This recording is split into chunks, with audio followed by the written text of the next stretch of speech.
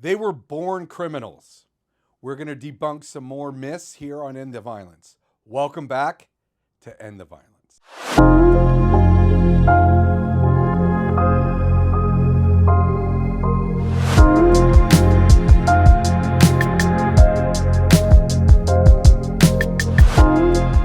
What's up, gentlemen? Here we are. We're back again. Of course, we're going to play the game. Let's trigger Atiba. We're going to try to see what we could do here to debunk some myths that we have. Atiba, I'll start with you. Is criminal behavior something you're born with, or is it something that is learned over time? I think, you know, if you say like genetically, okay, um, I, I feel like first when we start talking about what we'd have to define like a criminal. Again, a criminal, that's going to depend on the perspective that you're looking at that and the way you're defining a criminal. I I'll would be more say, specific. Criminal okay, behavior. go ahead. Criminal behavior. Criminal behavior. Okay. Uh, I would say that to answer that, there are people who are born um, with what, let's frame it like this. Let's talk about people who are born with alpha tendencies. Let's take alpha males, for instance. You can be born and you can have, and most males are born with, I feel like, an alpha instincts kind of innate, and it plays out in the environment. And so, if you go back to when we're little and we're in, starting grade school, kindergarten, first grade, second grade, you all know there's that little rambunctious little boy. He's probably like that since he was born, like 2, 3 years old, and he's tearing up everything. He's running. He's energy. He has a lot of like uh uh machismo in him. He's just going at it, and we look at that, and I feel like over time, school systems shifted in their ideologies. I think there was a time, even when I was young and back in the 70s, we grew up, and it was a little bit more talented or tolerant, I should say, of like alpha personality. So if we were little boys being little boys, we weren't labeled and placed in trouble to the extent that we are now, but we were still penalized for it.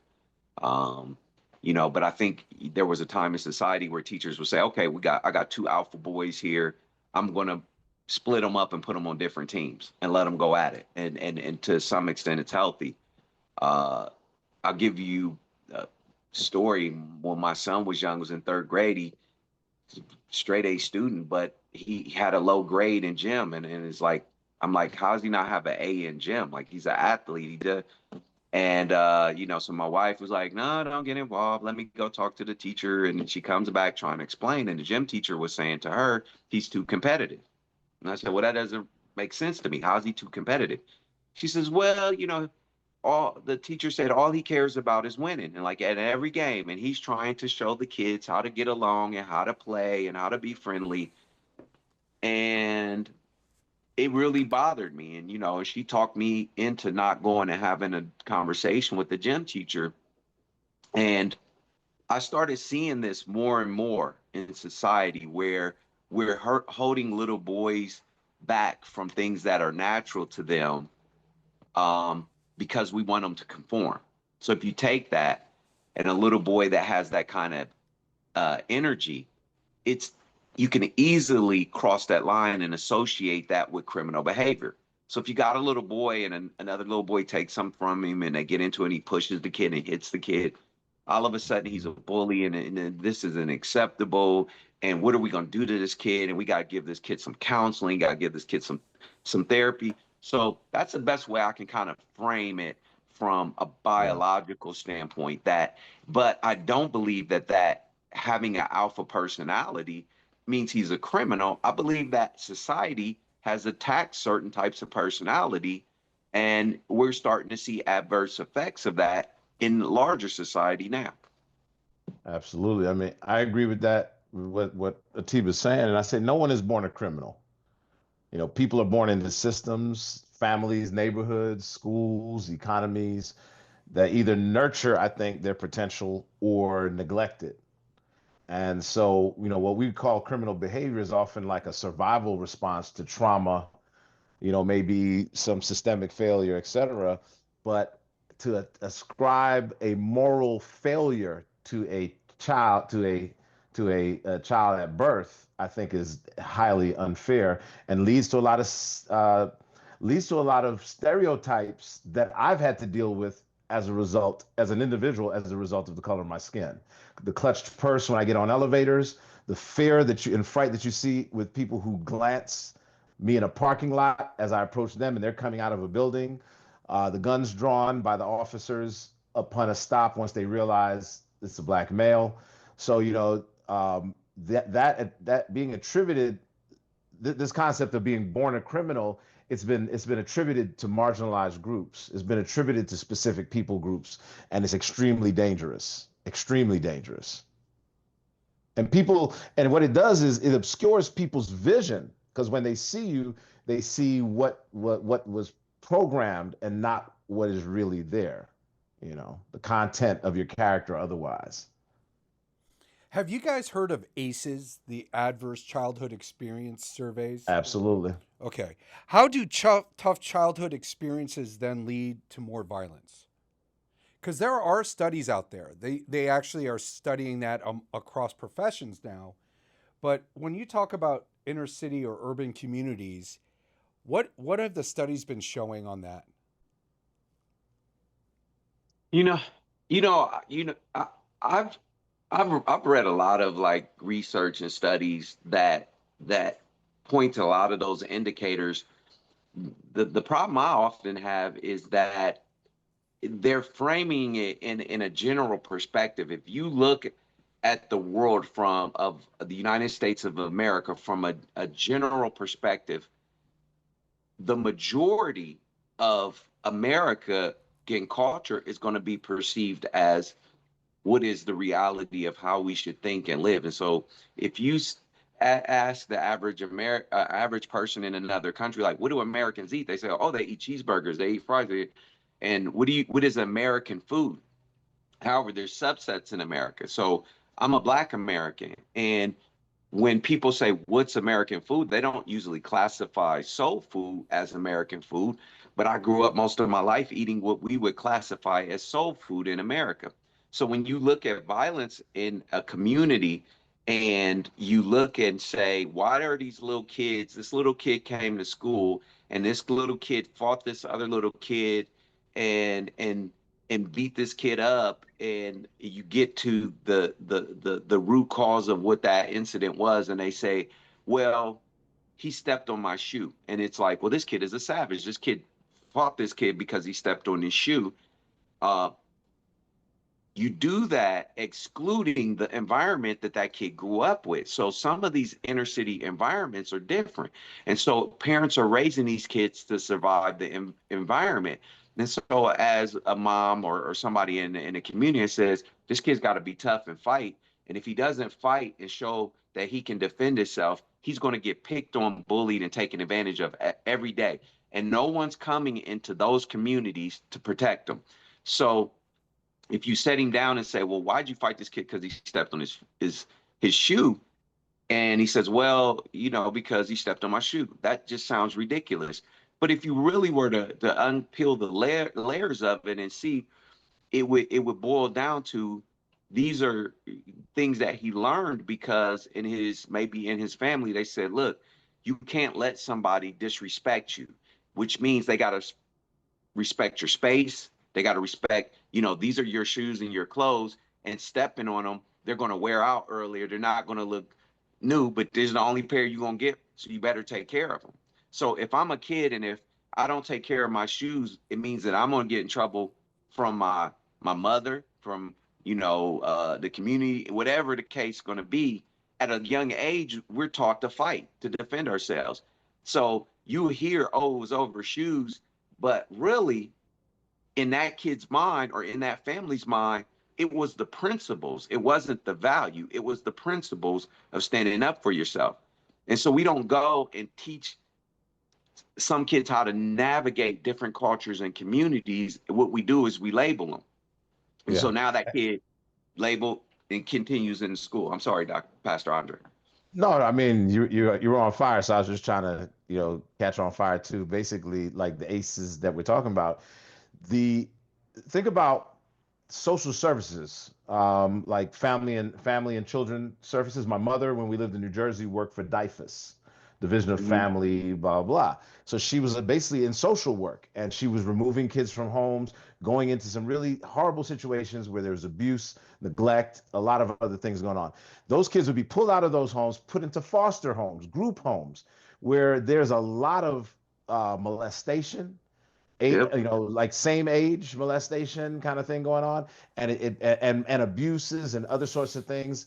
And so these children, the frontal lobe develops between the age of 10 and 25. There's studies that show that development is highly indicative of whether or not they're able to make logical decisions in a lot of senses. So if you're under that level of trauma, you have these adverse childhood situations here. um, that neurodevelopment of the brain it affects decision making, emotional regulation, impulse control, all these sorts of things. So incarceration, it ends up being at a higher level, because when the police come, what could have just turned into a warning turns into an arrest. And we know what the famous thing is: stop resisting arrest, or they didn't do what I told them to do, and then it becomes resisting, and then boom. So a lot of little things get turned into big things, and it feeds the court system. Start collecting on that 2 million. Absolutely. Yeah. One other point I would add to that is if you think about it from this perspective, everybody tries to prepare their their, their kids or the people that they love, anybody, for success in life. So if you take a more middle class, or a kid that grows up in a lot more safe and secure area, uh, the focus on their survival is going to be how do they adjust in school? Does this community perceive them? Um, I'm going to prepare them for how to eat at certain restaurants, and how to carry themselves in certain environments. Those people are generally doing that without ever feeling like incarceration is on the menu for what may happen to that child. If you're growing up in an inner city area, incarceration is something that is, even if it's subconscious, it's in the minds of most of the people in that community. So now you got brothers, uncles, fathers, mothers, people returning from prison systems. They know firsthand what it takes to survive. So, I was incarcerated at 19, and people were like, was that a horrifying experience? And one of the things that it took me, many, many years of my life to understand was that my childhood prepared me to be able to survive and possibly even thrive in that environment. Imagine I'm a 19 and I ended up, you start out in jail, but I eventually went to prison, and most of what was going on in there, I knew how to navigate. And if you go to prison, you look at the people who thrive in prisons, they come from inner city areas. But kids who don't grow up in that environment, it's like a fish out of water. I mean, you've heard the horror stories, and you can only imagine what happens to people who don't come from that environment. And so there's so many variables that you have to include when you start having those discussions. When I first went to reception at CRC in the state of Ohio, the reception center for prison, they get you in there, they strip you down, they take you from section. I mean, you're going and talking to psychiatrists and physician. I mean, they're checking your cavity. I mean, it's one of the most demeaning and it's just very foreign experiences that you could ever imagine. So as a teenager, I'm going through this, and I don't know what the fuck is happening. I mean, it's just the craziest life. And then when they're walking me to my unit, I hear people yelling out the windows, Kings, East Side, what up, bro? Like, it's the half of the neighborhood is there. You know what I'm saying? So imagine if you come from an environment where it's the reality is that you're probably gonna, there's a great possibility that you'll end up here. You're either running from that all of your life. I'm gonna go get an education. I'm gonna get this scholarship. I'm gonna do whatever the fuck I get to stay the fuck out of here and stay as far away from there as I can. Or you're one that's saying, man, if I go there, it's a possibility that I might have to survive. And I remember being a kid doing push-ups as early as 8, 9 years old, because my uncles was like, hey, you need to do something about that little bird chest, homie. And we out there lifting because we're preparing for fighting, survival, school, the dudes on the next block. All of that ties into some of these factors that if you look at it from a 20,000 foot perspective, it's like, damn, they were preparing us to go to prison. But I don't think it was a conscious that they were doing that, or that these environments were doing it, because most of those people in my life were trying to make sure I was able to survive what was a strong possibility. Well, let me build off of what you just said really quick. A couple things, guys. Number one, and Andre, you'd understand where I'm coming from on this one. They're finding a lot to do with allostatic load and ACEs. They go hand in hand. So you were talking about the frontal cortex and all that stuff. But what they're really finding on a medical standpoint is that these kids who have chronic cortisol release, because their bodies are continuously under stress, it totally hinders brain development. So, people are worried about young kids smoking marijuana too soon. This cortisol is even worse than marijuana when it comes to that. So that definitely comes into play. And Atiba, just so you know, that's one of the things I'm looking at in my research. And we have another classmate that's looking at the decision making of CEOs that have been under chronic stress. And because people always look at, like, why do people make such a dumb decision? But basically, you're reacting to what's going on internally in your body. Right. Now, the question I have for Atiba, and I guess this is a myth that I'm just kind of making off the top of my head, is you said you went into prison and you were demoralized. They're doing cavity search. They're doing psychological testing, medical testing, all these things. Why is it that you were able to remember all that and be like, fuck that, I am never going back to that freaking place? And others, the majority, because it's 67%, end up going back. Is it because when they get back out, there's still that the struggle they were having before is worse? Or is it a completely different struggle? Like, what makes you forget how demoralizing and how awful prison was to send you back? That's why I didn't end up going back. I mean, honestly, I think when I came home, and I didn't do a long stretch. It's like after a year, I come home. It was I didn't want to go back. Now, don't make no mistake. It was traumatic from that standpoint, that that's not how I wanted to spend my life. But it was also very hard to move forward, because once you're a felon, the world looks at you differently. And then I kind of got stuck. I would say for at least a good year, maybe even 2 years, I got stuck in survival mode. And what I mean by survival mode, it was the reality for me started to kind of settle in, that I was a felon and there wasn't really life after that for us, except trying to make as much money as I can. And making money legally it just began to seem like really grim, and a long road of just like heartbreak and things like that. I got out, and it wasn't long before I was being recruited by a lot of cats in the neighborhood, because once they know at a young age you could do certain things, it was like, oh, hey, yo, I got work for you. You know, I can help you make this money. And I couldn't make that kind of money, and I couldn't do those things on the legal side. So it became, for a long time, it became more of a rabbit hole. I started getting deeper and deeper and deeper. And at the pivotal point that changed my life was it was actually Dr. Sean Stevens. You know, I was with his, younger brothers. We were hanging out, just typical street stuff. One of them, got killed.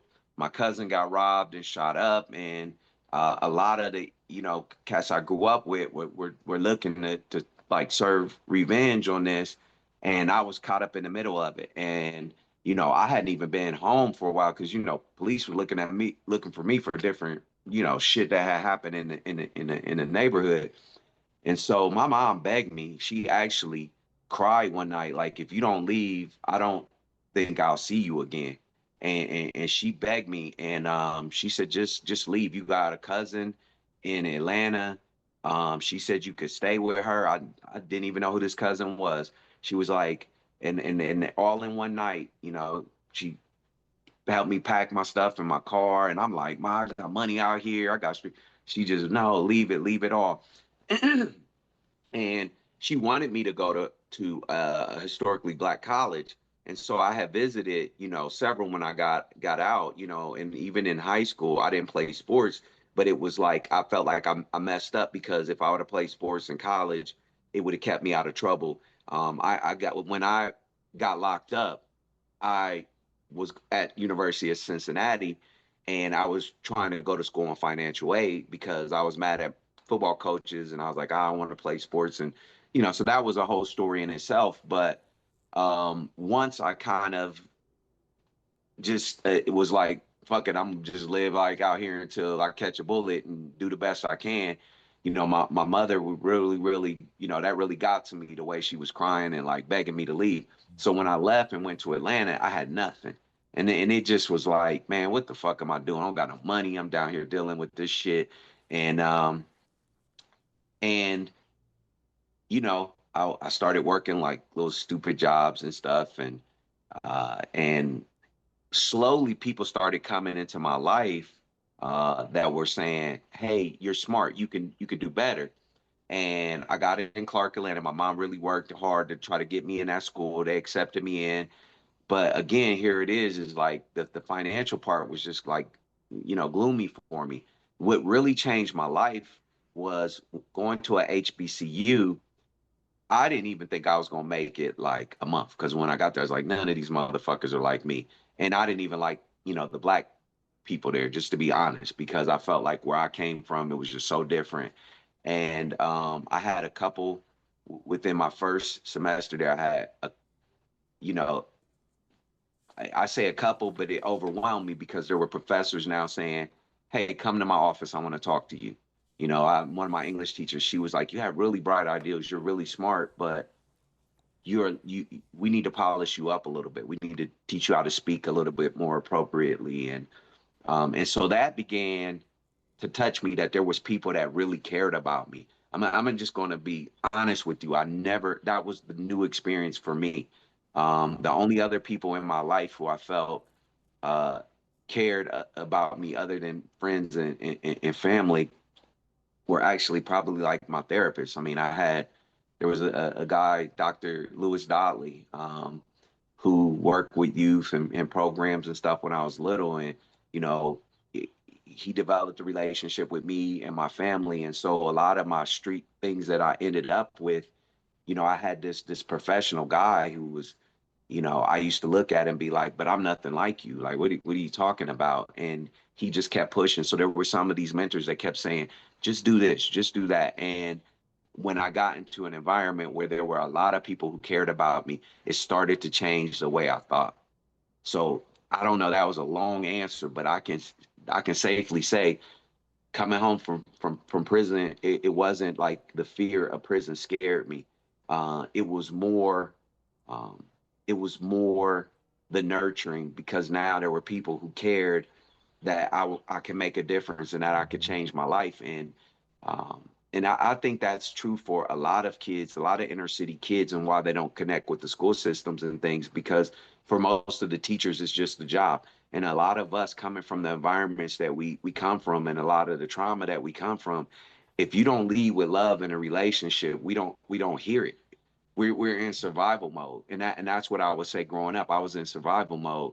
So yeah, I know it's wrong to kill. I know it's wrong to steal, but if I'm hungry, I'm take what I want. If it comes to you or me and you're threatening my survival, I'll kill you, because that's what I was trained to do. Um, but once a person, cares that you can do something different and believes that you can do something different, it's almost like a mind. Something happens in your mind where you go through this whole self evaluation, and it's probably one of the first times that you feel true value, that you're not just Yeah. a piece in this war, a soldier on the street or whatever, that you can spend your whole life feeling like there's nobody out there that gives a fuck Yeah. about what's going to happen to me. And the minute you feel that, it's a scary feeling, but it releases something in you where you take a stance that what you're capable of, that you're better of, and all those hard things that you went through, you use that same energy to get the things that you want out of life. And you, all the pain and all of that the knowledge that you start to understand, you start to look at things like differently, and you want to make a change. That's what fuels Dr. Stevenson. That's what fuels Sean Stevenson. When you hear the passion and everything coming out of him, it's all rooted in not wanting that to happen to other people. It is all born out of pain and that loneliness and that feeling that you don't belong to anything that really cares about you. Yeah. I mean, I oftentimes think about going into the prisons as a chaplain. And maybe I Mhm. speak on that here from time to time. And when I step in, I don't have to go through the cavity search. I don't have to go through all these different things, but I hear those steel doors closing mechanically behind me, and all the latches, that extra latches, ching, ching, ching, ching. And you're like, man, I'm in here now. And if a fire breaks out and they don't open this door, ain't nobody getting out of here. You start to realize how realistic it is. And so there's a movement now of young men in particular on their burner phones in prison, sending messages to others on the outside to say, this is not the place to be. There's a realism now where it used to be glorified in some instances before. They're literally saying like, nah, this is not it. Like, this is what the reality is here. And yes, people create all kind of opportunities and situations. They're very innovative inside the prison walls. I've had friends. My brother and my best friend were prison nurses. They both served in the prisons as nurses, and you hear all of the stories and all of the different things. But one of the things that I want to point out is, let's go back to policing for a minute. you know, and this mindset of this myth of being born a criminal, and that viewpoint of looking at it, if I can go back there a little bit, where I believe that, like, when we believe that people are born criminals, we can actually justify punishing them instead of investing in them. And I believe that it's kind of asinine to set everything up on a punishment basis, and the church is complicit in this as well, because the church sells God as he's Santa Claus. He's making a list, checking it twice, going to find out who's naughty or nice. There's a punishment, there's a hellfire and brimstone that's sold, when in fact there's a God that wants to invest in you learning to become an authority in your life and to have dominion in your life. And so that's an investment, I believe, but a lot of times we sell it the wrong way. So I think community, I say community society, is investing in prisons instead of investing in individuals, and that needs to be reversed. And I think we've touched on that many times in the past. But viewing people as criminals makes it easy to do that. So I, I'm going to ask you both a yes no question. Is prison a wake up call? Can I answer that with a type of a story? Absolutely. A short story, in terms of, I counsel a lot of people. A mother just called me the other day, and again, this is not even United States. She lives in the U.S., but her oldest son was 19 when he was walking on the street with a friend. That friend shot someone, got in a tussle, shot someone. He's gone to jail along with the friend for life sentence in Jamaica. His mother kept saying to him, like, you know, just do the right thing, stay, avoid the certain crowds. Because again, this is everywhere in the world. We're seeing this among low income individuals and things like that in these communities. Um, he's in jail now, and it has been a wake up call, sadly, for him. Now, is it beneficial in a lot of ways? Unless there's certain programs in place, absolutely not. But what he did was he caught on, and he's preparing himself for the possibility that he may get out. It's not without the possibility of parole, but he's gone to school in there, and he's getting a trade in there, and all these things that he could have done on the outside. And that's the kicker, is that once you're incarcerated, you realize all the opportunities and options that you may have had that you didn't view as opportunities and options on the other side. Maybe Atiba can straighten me out on that if I didn't really lay it out right. But Yeah. yeah. No, that's a kind of a difficult question, because I feel like it can be a wake up call, but I don't feel like prisons are structured to be a wake up call. I think prisons are structured like a business, and so everything in the world, in our society, revolves around money and capitalism. So I think what people discount is that prisons are also great recruiting grounds. And so when I was young and I had a case, okay, so in the state of Ohio, if you were under 21, your prison badge is a different color. Your prison badge used to be, I don't know what it is now, but then it was green, and everybody else's prison badge was white. So you wear a prison badge, don't call you by name, they call you by your prison number. So your number is pretty much that, and it has your picture. So when I was there and they seen that green badge, they called us young gangsters, like YGs. They'd be like, these young cats, because we were so young. It's like you're basically considered a juvenile. You're 21. So you go through the cafeteria, you go through trial, because you're not 21, the state says you got to have vitamin D milk. Everybody else is drinking whole milk. They like, yo, get some Similac up here for these fucking babies. You know what I'm saying? So everybody knows. But when they see us that we're already in prison as a juvenile, then they're looking and saying, you got guys in there like, yo, bro, I got some work for you when you get out, homie, especially because they're going to know your sheet when you get in there. You shot somebody, you so dope, you didn't tell, you a stand-up guy. That's like, that's like a job fair. Like, yo, I had so many dudes in there. Yo, man, hit me when you got out. Guys that had money, mad money, loot. Like, yo, I got work for you, bro. I'm telling you, come holler at me.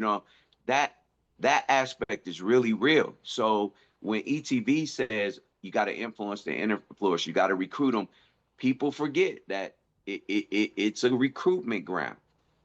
It can be a wake up call, depending on how you use your time. But a lot of people go there and they're learning how to be better criminals. You know, you listen and you sitting around and listening to the game, and you listen to these guys that are experts out here. They not just, you breaking down the case or how you got caught up. They're not just going to help you. You don't just got prison attorneys. You got jailhouse lawyers in there like, oh, you need to file this and you need to get them with this. But at the flip side, you got cats in there like, yo, bro, this is where you fucked up. You shouldn't have did this.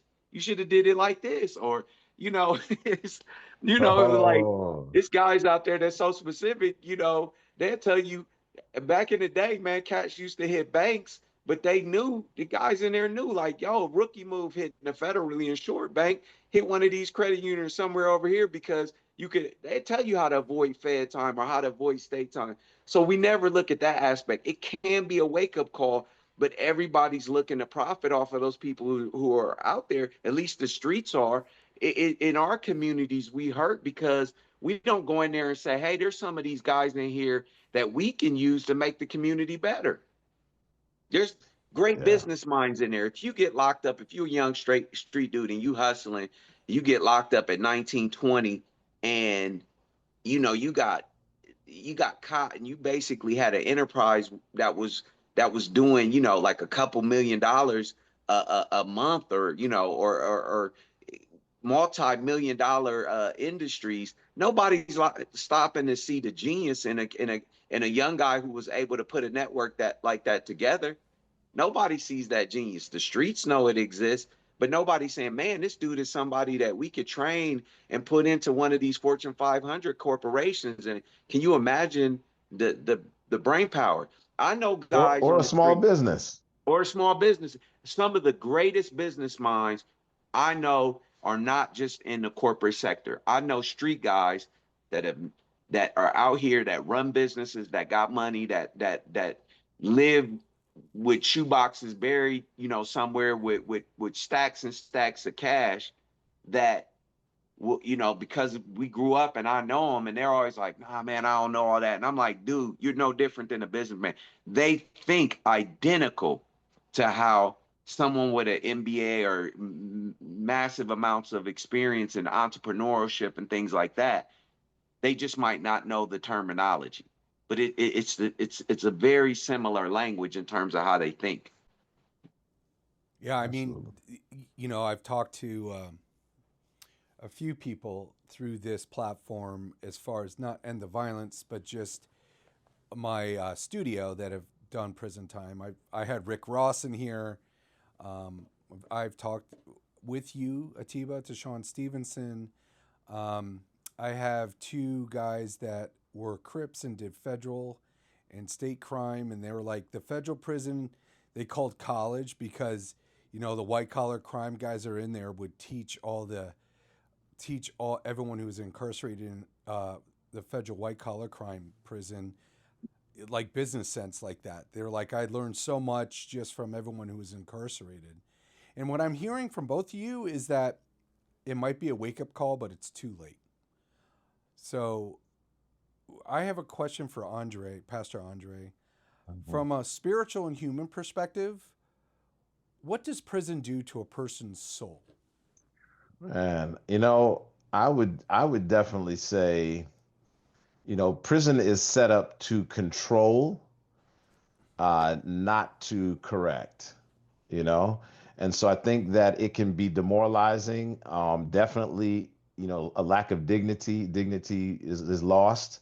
And then we return people into an environment like that. But in Norway, for instance, like country like Norway, they focus on reentry by dignifying that individual and even juvenile detention centers in other countries, they're designed differently, so here it's really just in a lot of sense it's a holding pattern that to prepare you, to set you up. Like Atiba said, it can be a learning center for additional ways to avoid getting caught versus being, educated. So I think spiritually, the demoralizing aspect tears down our spirit, and we re-enter into society, uh, fitting the labels that are given as super predators and other things like that. Not everyone, and some people are changed by the experience. They're traumatized by the experience, and the change comes as a result of that.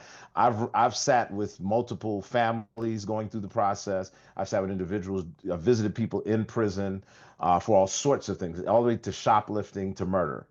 And you realize a lot of different things. One thing that popped up the other day, I was speaking with someone in the prison system, and they were like, these folks, we consider them bodies. Did we talk about that the last time we were together? They consider them bodies, not humans. You and I talked on the phone about that because it has to do with the research. Yes, bodies. I knew I talked to somebody about that. Break that down because you're the one that mentioned it then. I was trying to remember who I was talking to. No, you were telling me about the research project that one doctoral student's about to defend when he. Oh, yeah. Yeah. Yeah. So why don't you tell everyone about that a little bit? Well, there's a gentleman defending his dissertation, and he is doing it on a mentorship program, that a test pilot that had 45 individuals, and all 45 individuals have been able to get out and not recidivate. They've been able to. It actually taught them usable skills, um, and different certifications, and they have mentors and are different that they stick with. Also, I don't know if I mentioned it in any of the sessions we've had, but my capstone when I was doing my MBA was on recidivism. It was on how to help not only the people who are monitoring the persons under supervision to be able to manage their large caseloads, because what ends up happening, they end up violating individuals. They end up not getting to the individual until till they have to violate them. And so what we considered was an app called Encourage, spelled the African spelling, Nkourage, if I spell that right. And it has green, amber, and red for the probation parole officer. And so if they have 130 people under supervision, then they see who's green, who's going to all of their meetings that they have to go to, signing in, etc., whatever. Of course, they have ankle monitors and all sorts of other things that might be present, cell phones, apps, there's different things. But this is a dashboard that says these 85 people are doing great. These 35 people are amber because this one missed this one missed that, and this one is about to head over into red or is in red already. So you can focus on the green. You let them be.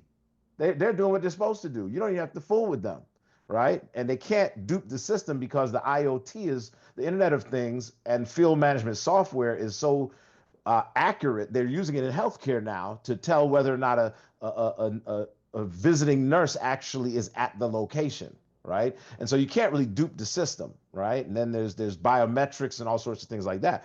But what happens is you can focus on the people that are at amber and encourage them to actually get back on track. And the red one, of course, you may have to violate them, or you may find a way to encourage them back into amber. There might be a certain amount of time before whatever, but it's so there are a lot of things on the pipeline, mentorship programs, software as a service that can actually help and I'm going to say it this way, for an individual. I always say it to my wife. My wife is very disciplined, and I can be very undisciplined, right? And I say to her, can I borrow your discipline for 14 months? Like, it's 14 months left in my program. I'm like, babe, can I borrow your discipline for like the next 14 months? Help me to get up early, encourage me to go to bed, take that burger out of my hand, whatever the hell you got to do it. So I think that, there's encouragement that can make this process, like we said, not one where we're trying to punish, but one where we're trying to bring some form of healing. And again, that's bringing in the spiritual side of this. Because a lot of times, again, I don't show up until after they're in a heap of trouble. I've written letters to judges that have changed judges' minds. I've represented had to stand in as the attorney, as an advocate, go sign up as a court advocate and stand in, and you just see how screwed up the system is. So yeah. Yeah, I think this, and just to add to what you said, you're absolutely right. I think if there's any uh, bright spots in prison, it is that missionary work from, whether it's, um, Islam. Muslim, Hmm. Islam, Christianity. It doesn't really matter. Even in prison, generally, even guys that aren't religious or not spiritual, don't believe in, it doesn't matter. They go and gravitate to that because um, the messenger, the pastor that's coming or speaking in front of this group, they care. I mean, I was always there. I was always present, and in my mind, it would make me feel good that somebody who could be doing anything else in the world, and from old to young, everybody felt that. At least in my experience, was like, yo, man, that pastor don't have to come here. He got wife, family, kid. He could be doing anything, but coming and setting with a bunch of us who when you're in that situation, you feel like nobody cares. The world doesn't care about you. And to have that experience is probably the most uplifting experience that you can have. Um, you know, if you're incarcerated, yeah, I'll tell you personally, I hated mail time. I hated when mail came around because I didn't get a lot of letters. And generally, the people who write me letters were family members who were incarcerated somewhere else. And so it was almost like the world didn't care that you were there. And it was funny. I had a cellie. He used to always laugh like, used to call me Jay, be like, man, Jay, you ain't gotta act sleep up there, man. I got you, bro. Like, and we would laugh about it because he'd be like, you get sleepy every time you hear them damn mail, you hear that mail coming. and he was a cool dude. He had a whole bunch of chicks writing him, and he would let me read. One of his chicks was writing him, and he would be like, this letter is for you. And psychologically, I would read it like she was writing to me. That made me feel a Wow. connection to somebody. And that's what I feel like you get from pastors and from those religious people who come in and willing to set with you. Is sometimes, you sitting in there, you ain't had that in your own family, you ain't had that in your life at all. And I've seen a lot of Mhm. people give their lives to Christ, or became Muslim or whatever behind that. And I noticed, I mean, you all see him, guys. It's funny because guys were like, come back home, like, yo, man, I know you ain't eating pork now. Go ahead and tell me you with the nation. They laugh and joke. That was always the thing. Cats come back home like, wait, what's in that? And you look like, yeah, okay. But you understand it. There's not a lot of people who sincerely are coming to minister to you or to share with you that there is love in this world. And I think for people who are incarcerated and grow up in very deprived areas, they're in that survival mode. And a lot of that behavior and a lot of that action comes out of not ever having dealt with a lot of like trauma and self-help and healing as you get older, because sometimes we don't know how to get out of survival mode. So that's the person you run into. You listen to cats that are still, they got the aggression in their voice and they heat up. I'm one of them. I think I like to think I'm a pacifist. I'm a educated person who, not from school but just in life, who is compassionate in this. And let my kids tell it. Yeah, only sometimes, Dad. Before you know it, your ass is flipped, and and I see that on other guys, especially who've been incarcerated. And it's that we haven't learned to work through that and to dial it down. You know how Dr. Sean Stevenson is. He can lose it in an instant, and then people are like, "Oh my God, he went crazy and he this and that," and it's like, no, no, he's not. But that's the world that he comes from, and that communication isn't always perceived the same by the rest of the world. If you go to look at an inner city family, how they communicate versus a more family up the economic scale, chances are those inner city families are a lot more aggressive in their communication. Doesn't mean they're mad. If you come around my family and you watch my family, and I've had so many women that I've dated, even my ex-wife, that had to understand that's just how my family communicates. But for a lot of people, they're like, why is everybody yelling? Why is everybody angry?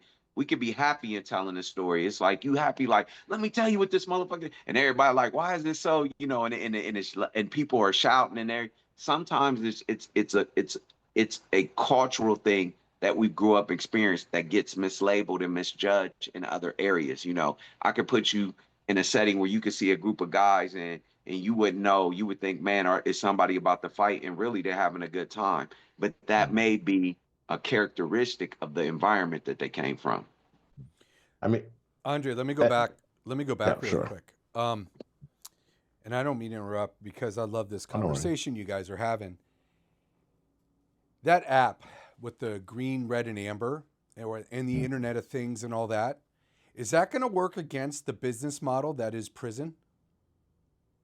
The prison model is changing. So this prison industrial complex has to change their model now.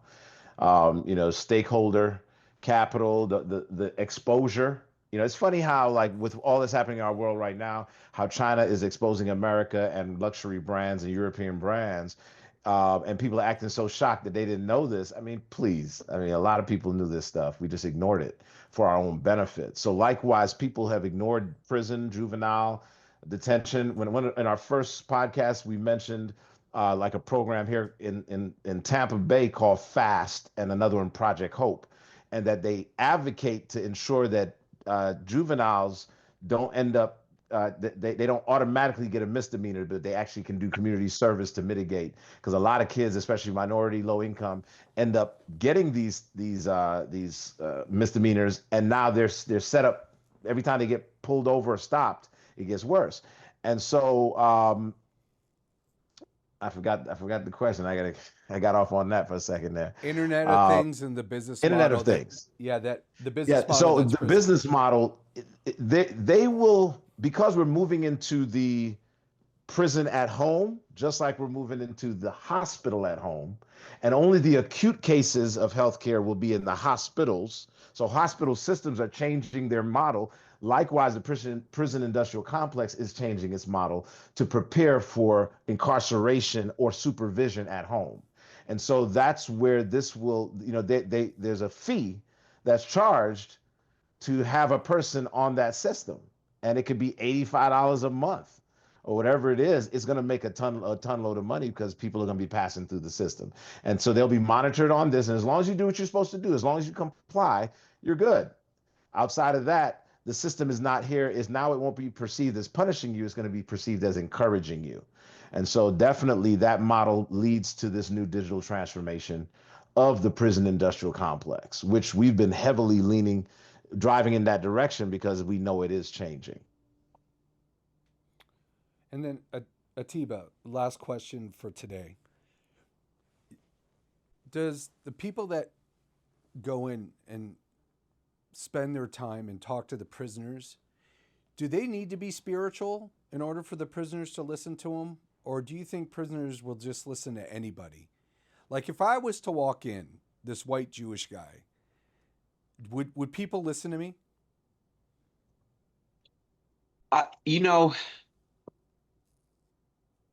This is what I would say. I think why, one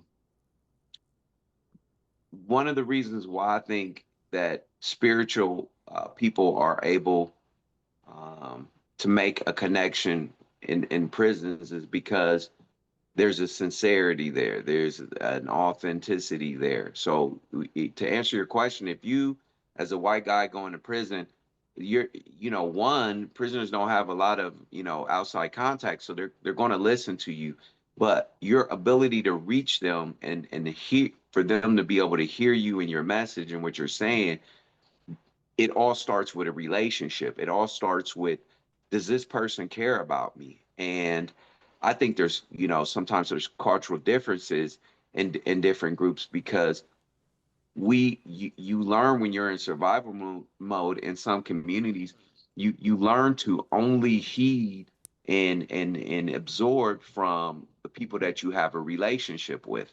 And that relationship has to be based on something like sincere. So if I'm in survival mode, I'm from the streets and you come in and talk to me, I'm like, fuck is up with this dude? What do he want? Like, what are you after? Like, why me? You know, that's the big question for someone who comes from, you know, comes from bullshit, comes from the streets and shit. It's like, you got to imagine, if you come in and you say you want to help me, why the fuck do you want to help me if my own family don't want to help me? If my dad don't want to help me, this motherfucker, I don't even know him, you know? And my mom, I barely have a relationship with her. So if I don't have that in my life and it doesn't exist, I'm always questioning who these people are.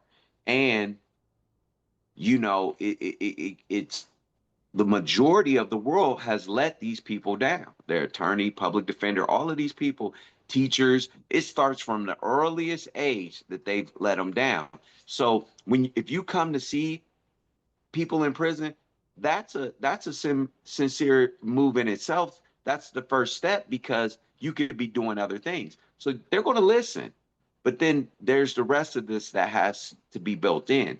And they're going to try to figure you out. Like, so why are you coming here? What do you want? Most people want something out of somebody.